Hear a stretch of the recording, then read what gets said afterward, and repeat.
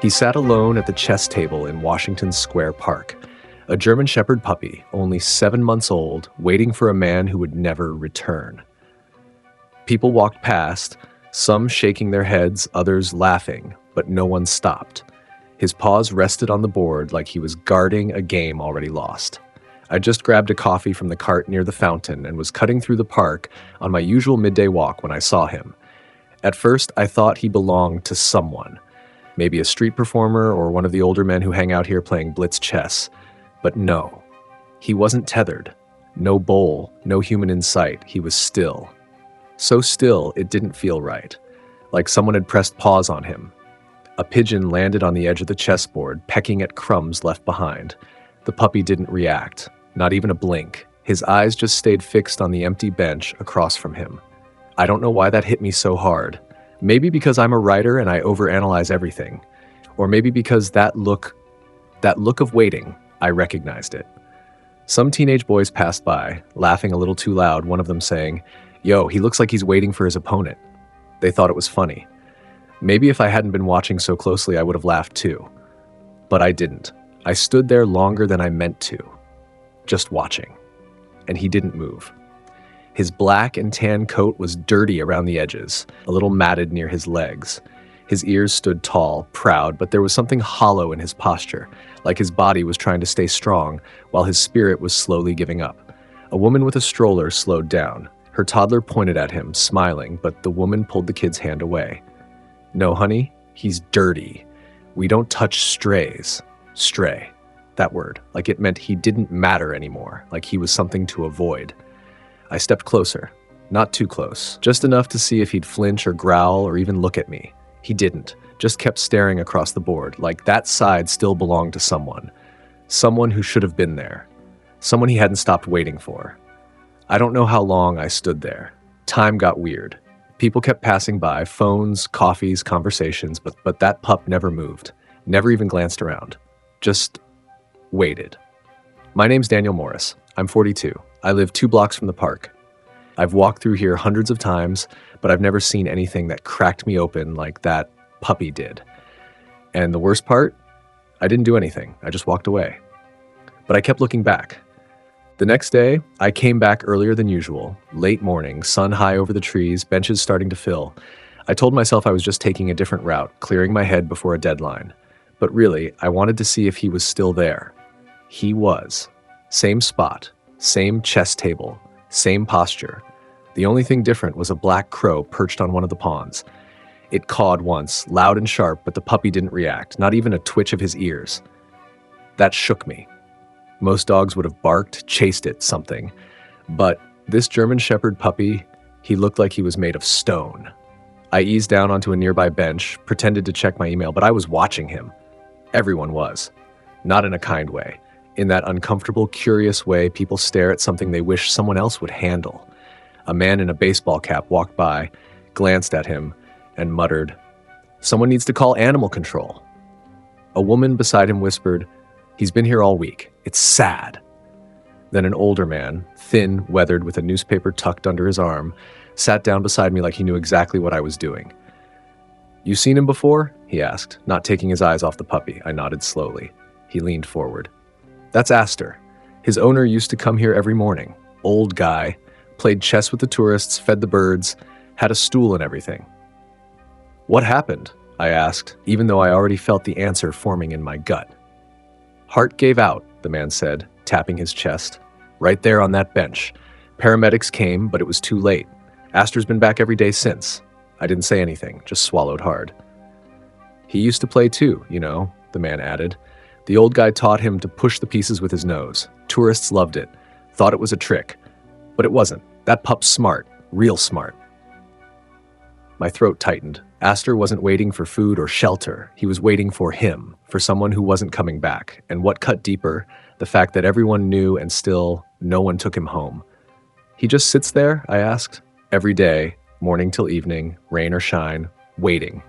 I looked over at Aster again. His gaze hadn't shifted. He hadn't blinked. Waiting. Like hope was the only thing keeping him breathing. The next morning, I brought a sandwich and sat on the same bench across the path from Aster. I didn't expect anything to be different, and it wasn't. He was there, Same spot, same silence, same invisible opponent across the chessboard. The pigeons had grown bolder, a few strutted around the edge of the table, pecking at something near his paws. He didn't move. His body stayed still, but his eyes, they were searching, not scanning the park, not watching the birds, just locked in that quiet space across from him, like a memory he couldn't shake. Around noon, a group of tourists passed by. One of them, a woman with a heavy accent, paused and snapped a picture. "He looked like he played chess," she laughed, showing the photo to her husband. Another man, maybe local, leaned down and tossed a piece of granola bar toward Aster. "Still here?" he said. "Man, this dog's more patient than my wife." They laughed, and then they left. A woman in a long coat sat beside me. I'd seen her around before, one of the regulars who fed the pigeons and complained about the bus schedules. She noticed where I was looking. "You know about him, don't you?" she said gently. "I heard the story," I replied. "His name's Aster." She nodded, pulling a bag of sunflower seeds from her pocket. "His owner was Henry. He'd bring that dog here every single morning. Rain or shine, they were a pair. You couldn't play a game in this park without seeing them. Henry used to hum when he thought hard. Aster would bark once when he made a bad move. I swear he knew." She smiled faintly, then looked down. "When Henry passed, they took his body, but no one came for Aster. We all thought someone would. Family, a friend, but days went by, then weeks. And there he was, every morning, same time, same spot." She looked up at me. "Breaks your heart, doesn't it?" I didn't answer. My throat was tight again. Somewhere deep inside me, I started to feel something I hadn't in years. Not just sadness, not pity, but guilt. Because watching Aster sit there, guarding that board, waiting for someone who'd never come back, it reminded me of something I'd buried, something I hadn't let myself think about since I was a teenager. And the truth was, I hadn't come here today just to walk. I came to see if he'd moved, but he hadn't. It started with laughter, a sharp, cutting kind that didn't belong anywhere near that chess table.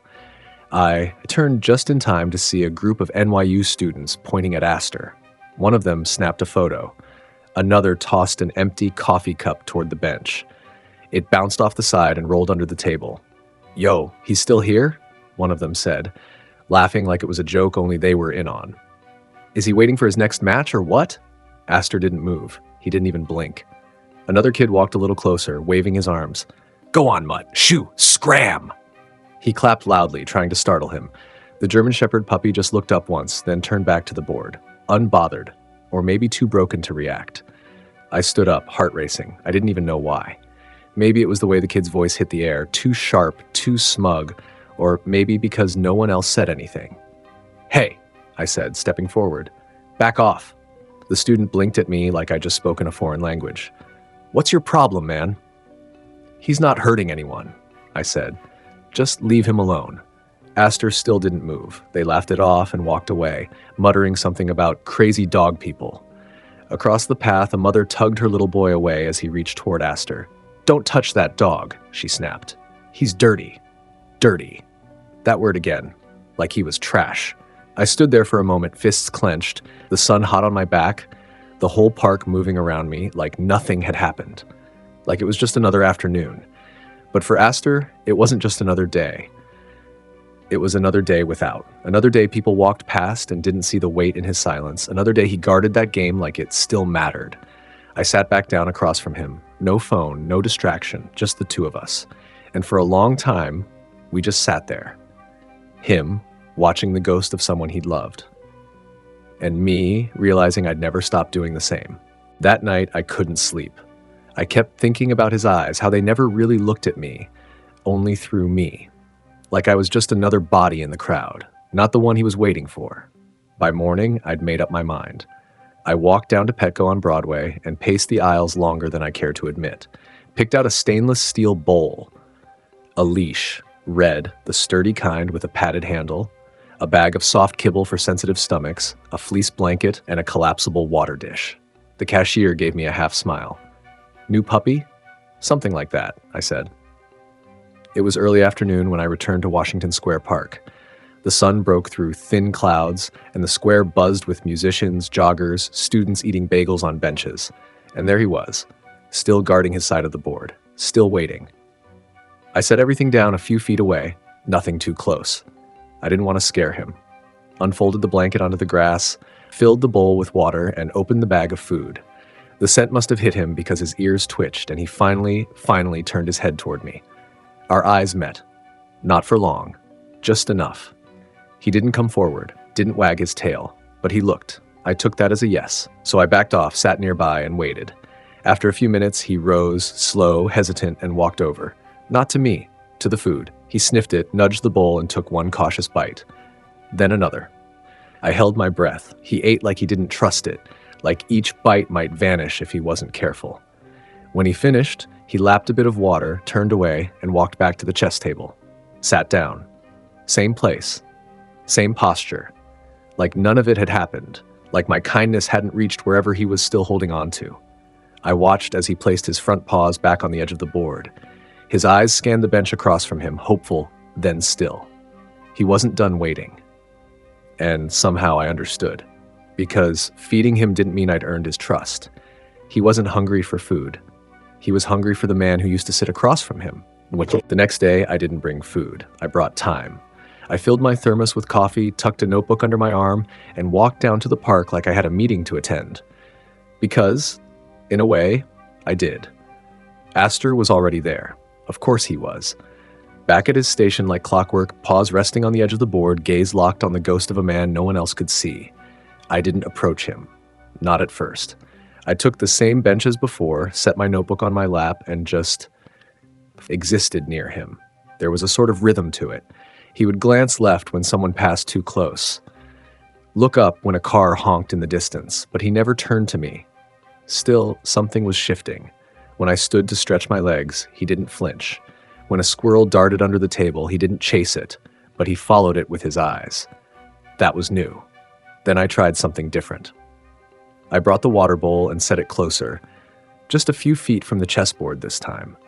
I didn't say anything, just placed it down and stepped back. He didn't move. But 10 minutes later, without a sound, he rose, walked over, drank quietly, and returned. It was like he was on a schedule I wasn't part of, but he let me stay. That meant more than I can explain. A couple walked by with a stroller, the dad holding a toddler on his hip. The child pointed. "Doggy," he said. The dad smiled. "Yep, that's Aster. He's the chess dog." The mom paused. "How do you know his name?" The man shrugged. "Everyone around here does." They moved on. I turned to look at Aster again. He was staring across the table, but something in his expression had softened. Or maybe I was imagining it. The breeze rustled the trees, and one of the chess pieces clattered onto the concrete. He didn't flinch, just reached out gently with his paw and nudged it back into place. I watched, stunned. It wasn't a game to him. It was a ritual, a memory. And in that moment, I understood he wasn't guarding the board. He was holding space for someone who could no longer sit across from him. And I was still trying to figure out how to sit on the other side. That night, I found an old photo tucked inside a paperback I hadn't touched in years. It was of me at 15, standing barefoot in the driveway, arms wrapped around a German shepherd named Rusty. He was bigger than me back then. Deep brown eyes, one torn ear from some adventure he never told me about. He was my shadow, followed me to school, waited outside until the final bell. Everyone in town knew him. The day he didn't come home, I searched for hours. Days. I left notes on telephone poles, rode my bike down every alley. When we finally found him, he was curled under the back steps, quiet, tired. The vet said it was his heart. I never forgave myself for not being there when he needed me most. And now, decades later, there I was, sitting across from another German shepherd puppy, just as loyal, just as still. The next morning, I came early. Washington Square was quiet, bathed in soft gold from the rising sun. The chess tables were still wet with dew, and Aster, he was already in place. No leash, no collar, just that same quiet watchfulness. I sat across from him for the first time. I didn't move too fast, just eased into the seat, set a paper coffee cup down like it was the opening of a match. He looked at me, not past me, at me. And for the first time, he didn't turn away. The breeze lifted the edges of my jacket. A leaf drifted across the board. He didn't break eye contact. I reached slowly into my coat and pulled out an old bishop piece I'd kept from a set I inherited years ago. I placed it gently at the center of the board. His eyes followed it. Then his paw moved, just slightly, touched the square in front of the bishop. I didn't know what to say, so I just whispered, "It's your move." He didn't make a sound, but he didn't leave, and somehow in that quiet, we both understood something neither of us could say out loud. He was still waiting, and now so was I. That evening, the rain came in soft at first, mist rolling through the park like breath from the trees. I hadn't planned to go back. I told myself I'd already done enough for one day, but something pulled me. By the time I reached the square, the chess tables glistened under the glow of street lamps. Most of the park had emptied. Umbrellas drifted past like ghosts, and the smell of wet stone hung heavy in the air. And there he was, Aster, soaked to the bone. He sat at the same table, paws planted on the board, rain pooling around them. He didn't flinch when thunder grumbled overhead, didn't blink when cold drops clung to his fur. I stood frozen for a moment, watching him. He wasn't a puppy anymore, not in that moment. He looked like something carved from loss, like the storm had already passed through him long ago. I ran back home, 3 blocks in the rain, heart pounding, grabbed the blanket I'd bought at Petco weighing still dry in the corner, and returned. He was still there. I didn't speak, just sat beside him on the stone bench, pulled the blanket around his body, and let it cover both of us. He didn't move, but after a minute, he let out a long breath, almost a sigh. Then, slowly, carefully, he turned his head and rested it on my knee. It was the first time he'd touched me without needing something. No food, no water, just warmth, just presence. The rain thickened, but I didn't care. People rushed past with coats pulled tight, umbrellas tilted. A few glanced at us, an older man sitting beside a drenched German Shepherd puppy covered in plaid, but no one stopped. In that moment, it didn't matter, because he'd chosen me. Not fully, not forever, but enough. And I sat there, one hand resting lightly on his damp fur, the other gripping the chess piece still in my coat pocket. I didn't speak, I just let him stay. And for the first time, I think he let himself rest. The next morning, I made the call. It felt heavier than it should have, dialing a vet clinic for an appointment. But Aster's ribs were showing more with every day, and there was a stiffness in his back legs that hadn't been there before. They gave me a slot at noon, said they'd make room, especially if it was a rescue case. I didn't even have a proper way to transport him, just a borrowed crate from a neighbor and that same red leash I hadn't dared to use yet. When I returned to the park, he was there, not sitting this time, lying beside the chess table, nose tucked under one paw, eyes half closed. "Aster," I said softly. His ears twitched. I knelt down, held out the leash without trying to clip it, just let it hang there between us like a question. He didn't move, but he didn't run either. Eventually, with more patience than I thought I had, I looped it gently around his neck. He tensed, looked at me, then down at the chess table, as if asking for permission, or maybe forgiveness. I whispered, "It's okay. You can come back, I promise." He didn't fight, didn't resist as I led him slowly out of the park. His steps were heavy, hesitant, but he followed. At the vet, they took him in for immediate evaluation.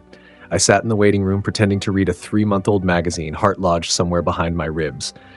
When the vet emerged, young, kind eyes, clipboard in hand, she sat down beside me instead of speaking across the counter. "His name's Aster?" she asked. I nodded. "He's malnourished, stressed. You probably know that, but his heart rate is irregular. There's strain, not uncommon in dogs under long emotional duress. He's not sick, but he's on a precipice." I didn't breathe. She continued gently, "If we don't intervene, he might simply give up. Dogs can do that, when they wait too long and hope turns to grief." I nodded again, words jammed in my throat. "We'd like to keep him overnight. Observation, fluids, no guarantees, but we'll do everything we can." "Please," I said, "whatever it takes." As they wheeled him into the back, I caught one last glimpse of him through the swinging doors. His eyes weren't on me. They were still searching the room, still looking for someone who wasn't there. And for the first time, I wondered if I'd come too late. The call came just after 7 p.m. I'd been pacing my apartment, unable to write, barely able to sit. The sound of the phone made my heart stutter. I answered before the second ring. "This is Dr. Patel from East Village Animal Hospital," she said softly. "Aster's stable, but he's refusing to eat. He hasn't touched food or water since he arrived." I felt my stomach sink. He's alert, but withdrawn. He's curled up in the corner of the crate and won't respond to staff. It's like he's Waiting. The word hit like a hammer. I grabbed my coat, didn't even bother locking the door behind me. 15 minutes later, I was at the clinic, palms sweating as I followed the vet tech down the hallway. We stopped in front of a quiet recovery room. Through the glass, I saw him. Aster lay motionless, head down, tail limp, but his ears lifted when I stepped inside. He didn't rise, didn't move, but his eyes found me, and for the first time, they held something I hadn't seen before. Not hope, not fear, recognition. I knelt beside the crate. "I brought something," I whispered, reaching into my coat pocket. I pulled out the worn bishop chess piece, the one I'd carried every day since we met. But then I stopped. I remembered what mattered to him, not the piece, not the board, the king. I reached into the inside pocket of my bag and pulled out a smooth wooden king, taken from a donation box at the park's old rec center. I placed it carefully in front of him, like just beyond the crate door. For a long, heavy moment, nothing happened. Then slowly, achingly, he lifted one paw and placed it on the king. My throat closed. I couldn't speak. Dr. Patel stood behind me, silent. Aster looked at the piece, then at me. His chest rose once, sharp and shaky, and then he nudged the king toward me, only an inch. But it was enough. I reached out gently and laid my hand over the piece. He watched. Then, after a beat, he rested his head beside it. The tech returned, like eyes wide. "He just drank," she whispered. "He's drinking now." I looked at her. "Let me take him home." "Just for the night?" "No," I said. "For as long as he'll stay." And as they prepared his release papers, I sat there with Aster, his paw still resting near the king, knowing that something had shifted. The waiting wasn't over. But maybe now, he didn't have to do it alone. It's been 3 weeks. Every morning, I wake up to the sound of his paws on my wooden floor. Light, careful steps, like he still isn't sure he belongs here. But he does. The first few days were quiet. He barely moved from the blanket I'd laid out in the corner of my living room. He'd eat if I wasn't looking. Drink only at night. When I'd sit on the floor near him, he'd shift just slightly away, not out of fear, but habit. Then something changed. I was working at the kitchen table, laptop open, coffee going cold. I felt a weight at my foot. Looked down. It was his head. He'd come over without a sound and rested it gently against me. I didn't move, didn't speak, just let it be. Since then, it's been a slow unraveling. I started bringing him to the park again. Not far, just short walks. He knows every corner of it, the smells, the rhythms, the spaces between benches. But when we reached the chess tables, I felt him tense. So we didn't stop, not at first. Then one morning, he pulled gently on the leash. Not away, toward something. He led me straight to the old table, the one where it all began. No one was sitting there. The board was clean. A few pigeons fluttered away as we approached, and Aster. He sat, but not in his old spot. He sat beside me. I pulled the king piece from my pocket, placed it on the board. He looked at it, then at me, and then he did something that nearly broke me. He pawed the bench, inviting me to sit across from him. I did. We sat there for nearly 20 minutes. No moves, no game, just presence. And for the first time, people didn't pass him by. A young girl waved at him. An elderly man smiled and said, "Looks like he's teaching you now." Someone left a biscuit on the corner of the board. Aster didn't flinch. He looked around, alert, calm. His body no longer folded in grief. There was light in his eyes again. He still watches that space across the table sometimes. Still pauses when we walk by the bench where Henry used to sit. But now, he doesn't stop there. He walks with me. He eats beside me. He sleeps, not just lies down, but truly sleeps on the rug near my bed. He's not waiting anymore. He's living. People sometimes ask me how I knew. How I knew Aster chose me. How I knew when to step in or what to do. The truth is, I didn't.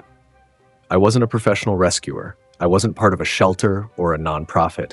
I was just a man walking through Washington Square Park who couldn't keep moving when I saw a German Shepherd puppy waiting at a chess table for someone who would never return. And maybe that's the point. Rescue isn't always about pulling someone out of the water. Sometimes it's about sitting in silence beside them until they find the strength to stand again. Aster waited for weeks. The world laughed at him, pushed him away, ignored his loyalty. But he never stopped waiting. And when he finally nudged that king across the board toward me, I knew. He wasn't waiting anymore. He was choosing hope. Now he runs. He eats. He sleeps on my rug with his paws sticking out like he owns the place. He still sits at that chess table sometimes. but I'm across from him now. And every time he pushes the king toward me with his paw, I hear the same question in my heart. Would you have stopped? Would you have sat in the rain the way he did? Would you have waited like he waited? Because that's what loyalty looks like. That's what hope feels like. And maybe that's what the world needs a little more of. This little guy's journey from abandonment to rehabilitation shows how important nonprofit rescue groups really are. Caring for a rescued puppy is more than love. It's responsibility. It's pet care. If this story touched you, share it. Not for me. For the next Aster still out there, waiting alone, join our Brave Paws family. Be their voice. Be their hope.